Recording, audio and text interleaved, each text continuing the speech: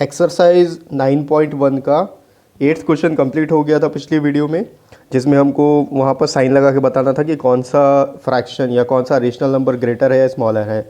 आगे बढ़ते हैं 9th क्वेश्चन की तरफ। ये भी सेम क्वेश्चन है। यहाँ पर भी हमको बताना है कि कौन सा नंबर ग्रेटर है। यहाँ पर इक्वल टू नहीं दिया हुआ है, सिर्फ हमको ये बताना है कौन सा नंबर बड़ा है। तो 9th क्वेश्चन दिया है which is greater in each of the following. इस सबको यहाँ लगभग 5 क्वेश्चन दिए हुए हैं। इसको मैं आपको व्हाइट बोर्ड में सॉल्व करके समझा देता हूँ। 9th का जो फर्स्ट प्रॉब्लम दिया हुआ है, दो फ्रैक्शनल नंबर दिए हुए हैं 2/3 और दूसरा दिया हुआ है 5/2। ये दोनों रेशनल नंबर है और हमको कंपेयर करके बताना है कि कौन सा रेशनल नंबर छोटा है, कौन सा रेशनल नंबर बड़ा है।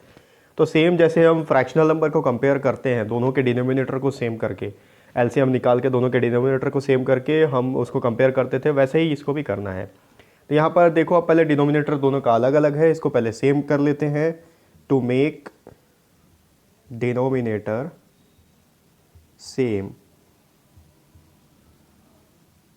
एलसीएम ऑफ, दोनों का एलसीएम निकालेंगे 3 एंड 2 इज इक्वल्स टू, अगर आप 3 और 2 का एलसीएम निकालो तो पहले 3 से डिवाइड करते हैं, 3 1 ज़ा 3 हो गया, ये 2 का 2 रहेगा, फिर 2 से करेंगे, 1 का 1 रहेगा, 1 टाइम्स में 2 डिवाइड हो गया।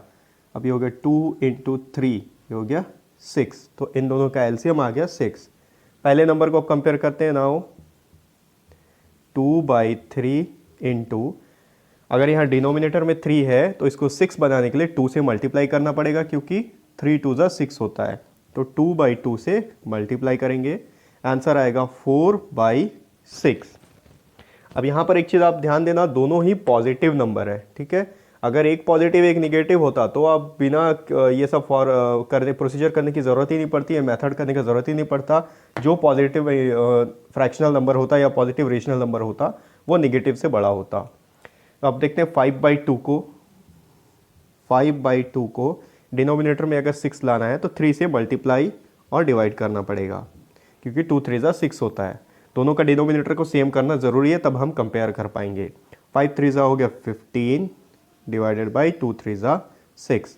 अब आप यहाँ देख के बोल सकते हो दोनों का डिनोमिनेटर सेम है, तो 15 जो है 4 से बड़ा है, 15/6 इज़ ग्रेटर देन 4/6। और इनका ओरिजिनल वैल्यू लिख देते हैं 15/6, 5/2 का वैल्यू है, 5/2 इज़ ग्रेटर देन 2/3। तो इसी तरीके से सारे रेशनल नंबर्स को कंपेयर करना है और ये बताना है कि कौन सा नंबर बड़ा है। आगे देखते हैं इसका सेकंड क्वेश्चन। 9th का सेकंड प्रॉब्लम दिया हुआ है -5/6। ये एक रेशनल नंबर है। दूसरा दिया हुआ है -4/3। यहाँ दोनों ही निगेटिव रेशनल नंबर है, ठीक है। दोनों को फिर से कंपेयर करते हैं। एलसीएम दोनों का सेम करना पड़ेगा, तो डिनोमिनेटर दोनों का सेम करना पड़ेगा, तो एलसीएम लेना पड़ेगा।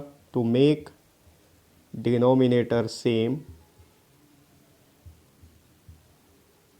LCM of 6 and 3 is equals to, अगर 6 और 3 का एलसीएम निकाला जाए, दोनों 3 से डिविजिबल है, 3 से कर लेते हैं, 3 2 ज़ा 6, 3 1 ज़ा 3 हो गया, फिर से 2 से करते हैं, 1 हो गया, ये 1 हो गया।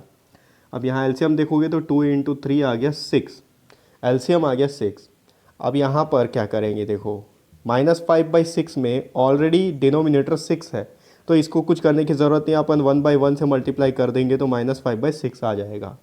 इसका डिनोमिनेटर 3 है, तो यहाँ -4/3 को, अगर 3 को 6 बनाना है तो 3 को 2 से मल्टीप्लाई करने से 6 आ जाता है, तो 2 से मल्टीप्लाई और डिवाइड कर देंगे 2/2 से, तो ये हो गया 4 2 ज़ा -8 डिवाइडेड बाई 3 2 ज़ा 6।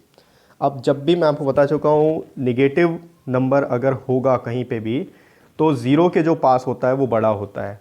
नंबर लाइन में अगर आप ड्रॉ करोगे तो जो ज़ीरो के पास आएगा, ये ज़ीरो है तो फिर -1 -2 -3 -4 -5 -6 -7 -8, यहाँ पर हमारे पास -5 और -8 है। क्योंकि डिनोमिनेटर सेम है तो हमको न्यूमरेटर को कंपेयर करके बताना है कि कौन सा बड़ा है।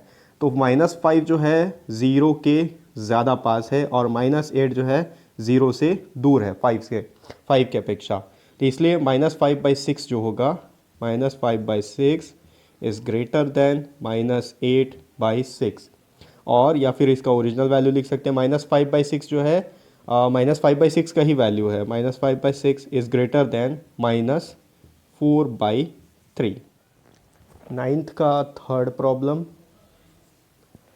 नाइन्थ का थर्ड में दिया हो -3/4 और दूसरा है 2/-3। अब ये जो माइनस साइन है चाहे न्यूमरेटर में हो चाहे डिनोमिनेटर में, वो दोनों के लिए होता है, तो इसको आप -2/3 भी लिख सकते हो, ठीक है। तो यहाँ पर अपन पहले इसको लिख लेते हैं -3/4 और -2/3, मतलब एक ही है, चाहे माइनस साइन डिनोमिनेटर में रहे चाहे न्यूमरेटर में रहे। अब देखते हैं इसका जो डिनोमिनेटर है इसका दोनों का अलग अलग है, तो पहले एलसीएम ले लेंगे। अगर 4 और 3 का एलसीएम लिया जाए तो 4 से पहले ये डिवाइड हो गया, 3 बच गया, 3 से करेंगे 1 और ये भी 1, एलसीएम आ गया 3 × 4 = 12। तो हमारा जो एलसीएम है वो 12 आ गया। अब डिनोमिनेटर को कंपेयर करते हैं पहले। नाउ -3/4 को कंपेयर करेंगे तो 4 के टेबल में 12 जो है 3 टाइम्स में आता है, 4 3 ज़ा 12, तो 3 से मल्टीप्लाई और डिवाइड कर देते हैं, 3 3 ज़ा हो गया -9 / 12। अब इसको देखते हैं 2/-3 या -2/3। -2/3 में 3 डिनोमिनेटर में है और 3 के टेबल में 4 टाइम्स में आता है 12, तो 4 से मल्टीप्लाई और डिवाइड करते हैं, तो ये हो गया 4 2 ज़ा 8, यानी कि -8 / 12। अब दोनों का जो डिनोमिनेटर है वो सेम हो गया है, तो कंपेयर कर सकते हैं -8 और -9 में। जो नंबर जो है 0 के ज़्यादा पास है वो बड़ा है, या फिर आप ऐसा उल्टा भी कर सकते हो, अगर आप माइनस साइन हटा दो तो यहाँ पर 9 जो है 8 से बड़ा हो जाएगा और माइनस साइन लगने पर उसका उल्टा हो जाता है, ठीक है। अगर ये पॉजिटिव होते तो 9 8 से बड़ा होता, लेकिन नेगेटिव है इसलिए 8 9 से बड़ा है। तो यहाँ पर आप डायरेक्ट लिख सकते हो देयरफॉर -8/12 इज़ ग्रेटर देन -9/12, और इनका ओरिजिनल वैल्यू लिख लेते हैं, या फिर -2/3 इज़ ग्रेटर देन -3/4 या 4 -3/4 2/3। एक मिनट, ये गलत हो गया, यहाँ पर -8/12 -2/3 का ही वैल्यू है, ठीक है, इज़ ग्रेटर देन -9/4 -3/4 का वैल्यू है, ठीक है। इसका फोर्थ भी देखते हैं, यहीं पर फोर्थ बना लेते हैं। फोर्थ बन जाएगा, फोर्थ प्रॉब्लम है -1/4 और 1/4। अब ये माइनस में है और ये प्लस में है, मैं आपको बता चुका हूँ। जब भी माइनस और प्लस को कंपेयर करना हो तो जो पॉजिटिव रेशनल नंबर है वो बड़ा होगा। आप डायरेक्टली बोल सकते हो +1/4 इज़ ग्रेटर देन -1/4। यहाँ कुछ कैलकुलेशन करने की ज़रूरत नहीं है। फिफ्थ प्रॉब्लम देखते हैं इसका। फिफ्थ में है -3/2/7 और दूसरा नंबर है -3/4/5। अब यहाँ पर दोनों ही नंबर जो है नेगेटिव में है, लेकिन आप देखोगे तो ये मिक्स्ड फ्रैक्शन में दिया हुआ है, तो ये मिक्स्ड फ्रैक्शन को अपन नॉर्मल फ्रैक्शन में कन्वर्ट कर सकते हैं या नॉर्मल रेशनल नंबर में कन्वर्ट कर सकते हैं। कैसे करते हैं, 7 को 3 से मल्टीप्लाई करके 2 से ऐड कर देंगे, तो 7 3 21 + 2 23, तो ये हो गया -23/7। और दूसरा नंबर देखेंगे, 5 को 3 से मल्टीप्लाई करके 4 से ऐड कर देते हैं, 5 3 15 + 4 19, ये हो गया -19/5। अब दोनों का डिनोमिनेटर अलग अलग है, एलसीएम ले लेते हैं यहाँ पर।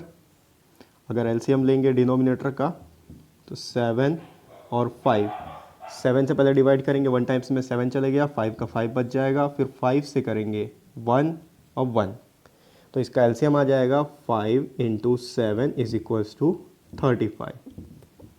35 इसका एलसीएम हो गया। अब दोनों को कंपेयर कर लेते हैं, -23/7, 7 के टेबल में, 7 डिनोमिनेटर में, हमको डिनोमिनेटर ही इक्वल करना है। 7 के टेबल में 35 आएगा 5 टाइम्स में, तो 5/5।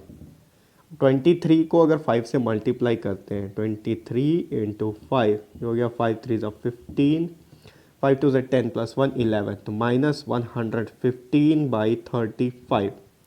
दूसरा नंबर है -19/5। अब 5 को अगर 7 से मल्टीप्लाई करेंगे, 5 7 = 35 होगा, तो तो 7/7 से मल्टीप्लाई कर लेते हैं। तो 19 इंटू 7, 7 9 हो गया आपका 63 और 7 1 7 प्लस 6 हो गया 13, हो गया -133 डिवाइडेड बाई 35। अब -115 और -133 दोनों ही माइनस में है, ठीक है। अब अगर दोनों माइनस में है तो जो नंबर ज़ीरो के पास होगा, डिनोमिनेटर सेम है तो न्यूमरेटर कोई कंपेयर करना है सिर्फ। ज़ीरो के पास पहले तो -115 आएगा, फिर आगे बढ़ेंगे तो -116, -117, -118 करके -133 आएगा। तो ज़ीरो के पास ये वैल्यू आएगा, इसलिए आप लिख सकते हो therefore -115 divided by 35 is greater than -133/35। अब इनका ओरिजिनल वैल्यू भी लिख सकते हैं अपन। ओरिजिनल वैल्यू कौन सा है, आप देखोगे -133/5, ये 19/5 यानी -19/5 का वैल्यू है। अब -19/5 जो है -34/5 का वैल्यू है, तो -34/5 इज ग्रेटर देन -32/7।